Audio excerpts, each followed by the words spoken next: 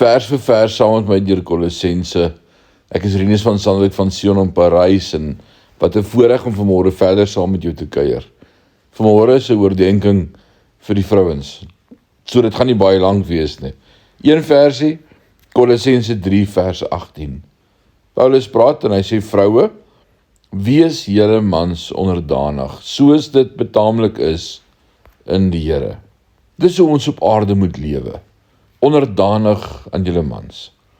Interessant dat hy sê, julle mans.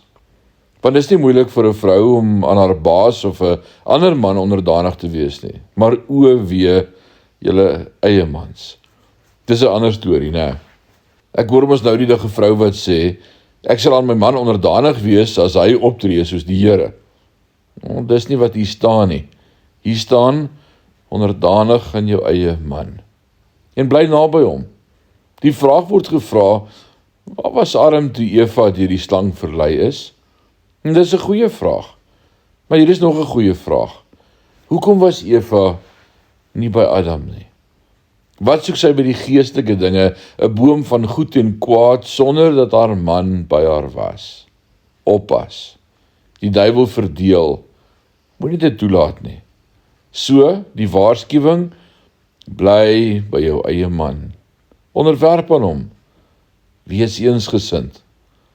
Ons het mekaar nodig.